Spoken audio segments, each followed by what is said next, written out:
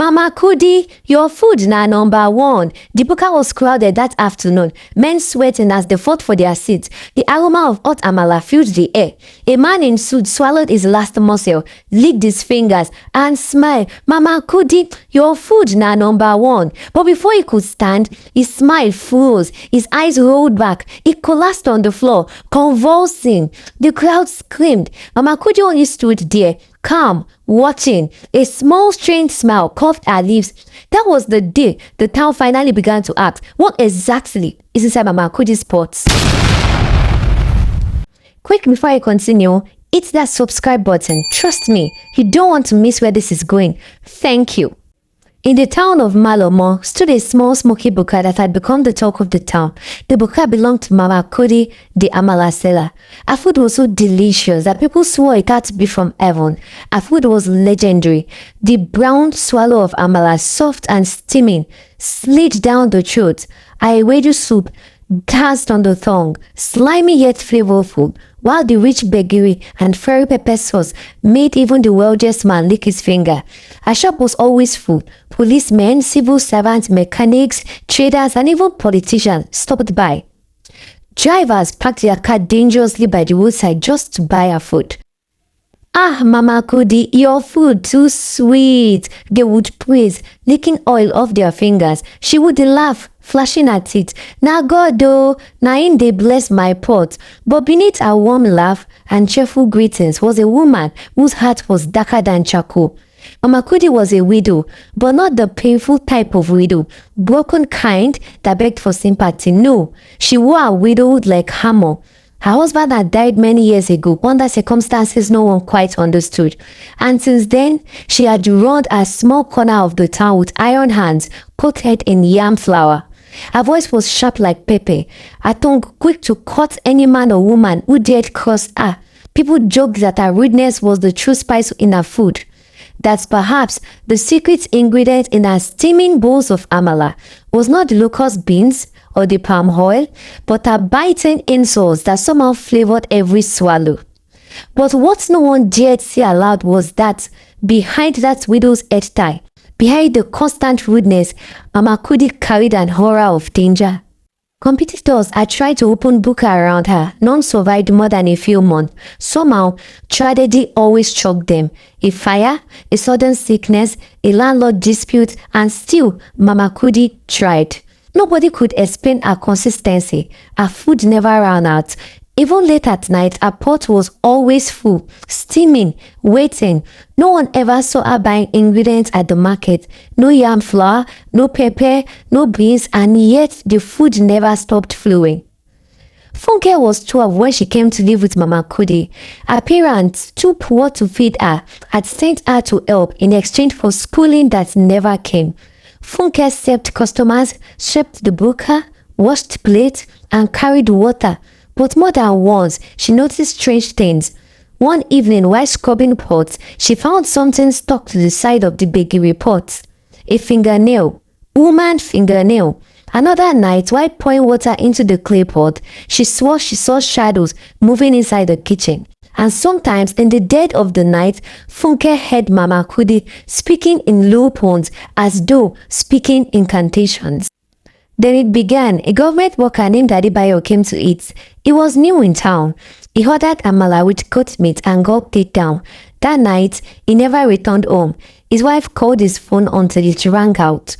By morning, his body was found by the roadside, bloated, eyes wide open. The last place anyone had seen him was Mama Kudi's Buka. Rumors started. Some people swore Adebayo had been poisoned. Others whispered it was sacrifice. But the police never questioned Mama Kudi. After all, she was generous, always feeding officers who came by. Not long after, a bold woman named Mama Shade opened her own Amala joint across the street. She cooked with real ingredients, fresh yam flour, clean water. People loved her food. Mama Kudi smiled at her, even bought food once, praising it. But within a week, Mama Shade's husband fell mysteriously sick. By the second week, her first son went mad, running naked in the streets, laughing at nothing. By the third week, Mama Shade herself collapsed, screaming of fire burning her stomach. Her Buka shut down, All customers returned to Mama Kudi. One Harmattan night, Funke couldn't sleep. Funke had always known Mama Kudi was strange, but nothing prepared her for what she saw that night. The Buka had closed hours ago, the lamps blown out, and the town had gone to sleep. But Mama Kudi was wide awake. She carried a sack and slipped out of the house. Curiosity burned in Funke's chest. Quietly, she followed, barefoot, careful not to step on dry leaves. The path Mama Kudi took was not towards the market nor the river. It led towards the old graveyard at the edge of the town. Funke crouched behind a tree and saw the truth. Mama Kudi knelt by a fresh grave. She brought out a shovel and began digging, sweat glistening under the moonlight. Within minutes, the wooden coffin appeared. With strength far greater than her small body suggested, she smashed it open. The stench of death oozed out. Mama Kudi reached inside, muttering incantations. Slowly, she lifted the skull of the dead man, whispering as if asking a spirit for permission, and she dropped it into the sack. Funke's hand flew to her mouth to stop herself from screaming. Mama Kudi was not just a food seller, she was a grave robber. The following week, Funke's suspicion deepened. Mama Kudi's sack sank heavier every night, and the kitchen mortar carried a strange chalky residue. One morning, Funke entered the storeroom. While Mama Kudi was outside fetching water, she pulled open the old calabash. Mama Kudi never allowed anyone to touch. Her heart nearly stopped. Inside were skulls, dozens of them, sun bleached, some cracked, some still with strands of hair clinging to them. She almost dropped the calabash in terror. Mama Kudi will kill me if she finds me here, she thought, trembling. Before she could cover it back, she heard footsteps. She quickly slipped into the shadows. Another night, Mama Kudi entered, dragging another sack, but this time, she wasn't alone. A tall tin man followed her, one of the grave diggers from the burial ground. His hands were filthy, his eyes wild. "Yeah," he whispered, dropping something wrapped in a cloth. "Two more." Mama Kudi opened the clothes. There were 2 skulls. Funke's stomach pounded. Mama Kudi handed the man a stack of naira notes. "You will get more money. I need plenty. My customers must keep coming," she said. The man licked his lips greedily and left. Funke nearly fainted. It was clear. Mama Kudi had a network. She bought skulls from grave diggers, maybe even more workers, and each one was ground into a fine powder and mixed with the yam flour for the Amala that the whole town adored. She thought of the countless customers who licked their plates clean every day, praising the softness of the food. They weren't eating just yam, they were eating the dead. The Buka was packed that afternoon. Workers from the sawmill, students from the nearby college, even policemen sat on the long wooden benches, sweating under the heat, but refusing to leave until Mama Kudi served them. "Give me 2 wraps with goat milk," someone shouted. "Ah, Mama Kudi, add extra soup, I beg," another begged. Funke moved from table to table, serving steaming bowls, but her hands trembled. Every time she dropped Amala for a customer, she thought of the skull she had seen ground into powder. That day, a special guest came in, Chief Oladimeji, one of the wealthiest men in town. He was a respected elder.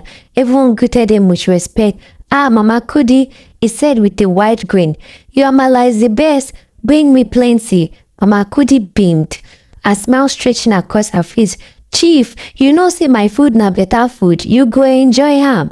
She hurried to the kitchen, scooped generous lumps of the smooth Amala into a bowl, poured steaming ewedu, and placed assorted meats on top. Chief dug in greedily, smacking his lips. Just as soft as ever.